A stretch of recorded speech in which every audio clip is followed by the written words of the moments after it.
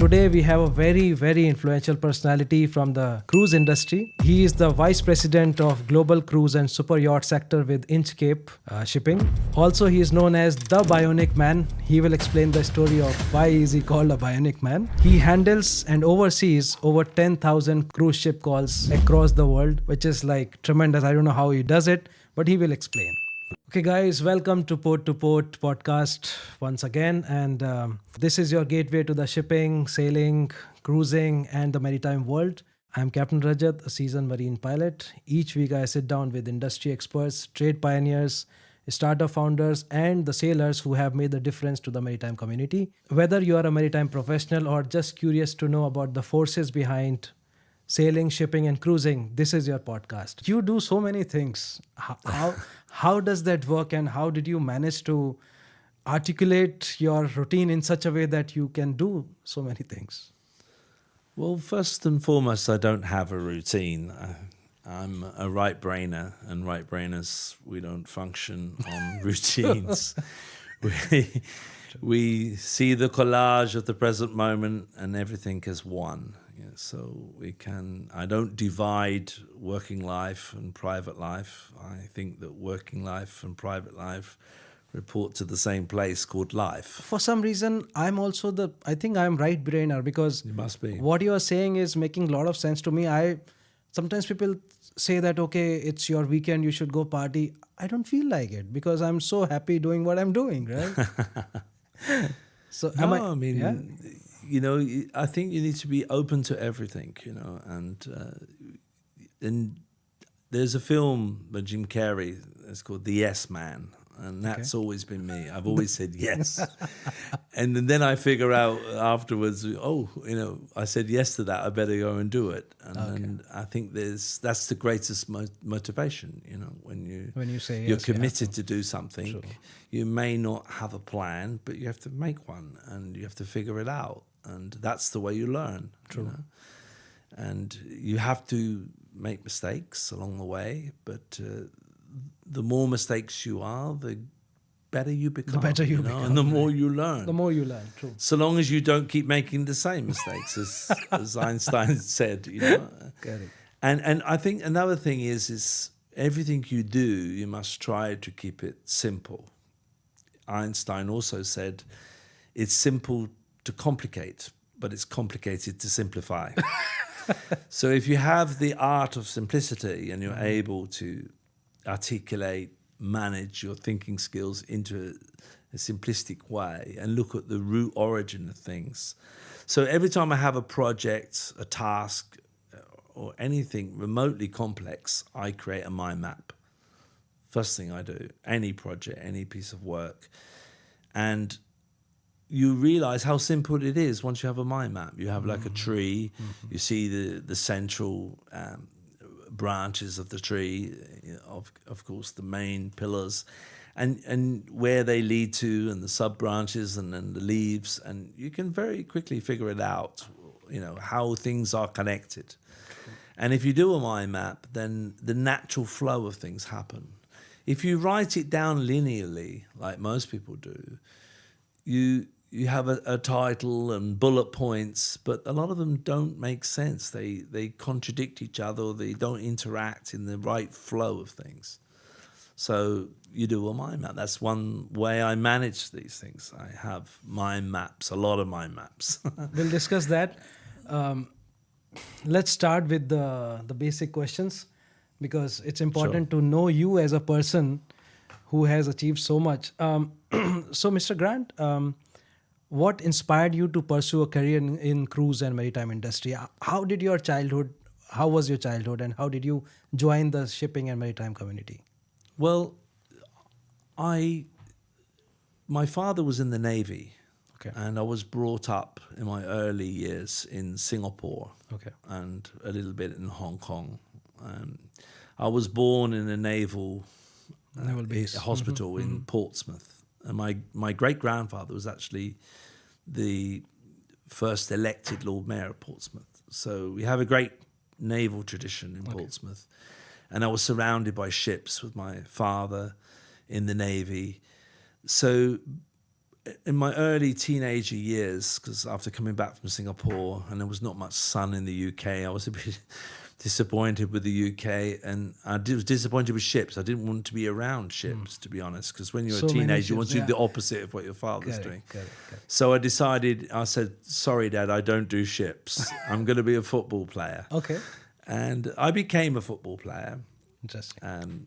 But before I figured it out and got to professional, and I never actually got to professional before I got injured at 21, I did an apprenticeship, which my father arranged for me, and that was in Her Majesty's Dockyard, HMS Dockyard in Portsmouth. So that was shipbuilding, naval shipbuilding. And, you know, I didn't really love the job. I was 4 years, and that's when I really decided I don't do ships at the end of that. But the one thing I did like is going on the yacht Britannia. Okay. And I was inspired, but I learned how to build ships. You know, I learned all the intricacies behind the scenes and shipbuilding, and I became a master craftsmanship. I got the full apprenticeship. But then I pursued another life. You know, I went abroad and I got this injury on my knee, and I was told, go to the sun because you've got damaged ligaments, and we've done 3 operations. We won't repair you. So go to the sun, swim, train, work out, get away from the damp weather, and maybe in 2 years your ligaments will heal naturally. I went to the sun and never returned. And I think that... Where was the sun? Well, initially, I went just to get away from it. So I took a flight to Bangkok. Okay. However, it was with Indian Airlines, and it was a bizarre flight because it said London Heathrow and Bangkok. That's it. But I got to the airport. Remember the old days with lots of tickets? Yeah. I had loads of tickets in there. I couldn't understand why. And I thought it was a very good price for this ticket. So when I got to the airport, I couldn't find the flight to Bangkok. There was no flight to Bangkok. So I went to the information desk. I said, oh, no, you're with Air India. You're going to Bombay, as it was then. Yeah. I said, oh, and then you have to change in Bombay. Okay. So So you have from Singapore, you go to... No, this was from London Heathrow. London Heathrow to Bombay. So I went to Heathrow to Bombay, and I got to Bombay. I said, right, where's the connection to Bangkok? Oh, no, not from here. You've got to go to Delhi. They were so misorganized. Oh, right. So, and then another ticket. This was 1985. Another ticket. 85. I got to Delhi, and I said, I need to go to Bangkok when I got there, and I was getting a bit tired. I said, oh, no, not from here. You've got to go to Kolkata. Oh, I shit. said, no, Kolkata as well. You're joking. And I mean, like hours and hours are passing, you know, days. So I got to Kolkata, and the only time I'm really eating is on the plane because I didn't, the airport wasn't so sure. In those days, 85, it was very rudimentary to say the least. Must be very little flights also, maybe 3-4 flights a day or something like that. Oh, yes, not so many flights, and I had to wait long periods. So when I got to Kolkata, no, there's never been a flight to Bangkok. You have to go to Bombay. Are you serious? No, I'm absolutely serious. So I took then a flight to... I said, just come to Bombay in the first place. You're crazy. He said, no. But were you paying for the flights or it was included? No. There was another ticket ripped off. You had like lots of chances, you know. I couldn't believe this. So I got to Bombay and they told me there's no flight until I think it was like 1.5 days. So I said, no problem. I'm not going back. I'll just get out here. He said, no, you can't go here. You're British. I said, yes, I'm sorry about the colonization, but I need to get out. He said, no, you need a visa because you're British. So I said, look, you see this man with the rifle? I'm going to walk right through him to the arrivals because I'm done. I've been going for 3 days. Yeah. I'm going to get out of here. And he said, there's no way. And when I said that, they got a little bit worried and they sent me to the visa, this desk where I had to get a visa. And the guy at the visa there said, absolutely not. I cannot get a visa. I said, $50? He said, okay. Really? Got the visa, yes. Got the visa. It was a big visa thing. I don't know how that appeared. You'd have to slip the money inside the thing, and you got the visa.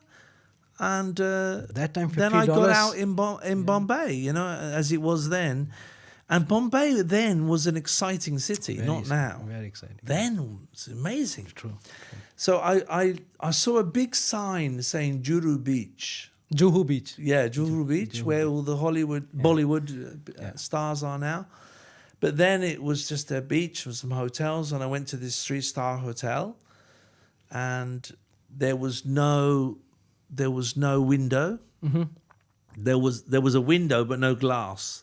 Okay. And the rats used to come across the windowsill, and they gave you water with things inside. It was crazy, you know, but in a way I really enjoyed it. So I went down to the reception to complain, and I speak to the manager. And the manager was a Sikh, you know, born with a sword in his hand. And he listened to my complaint so calmly.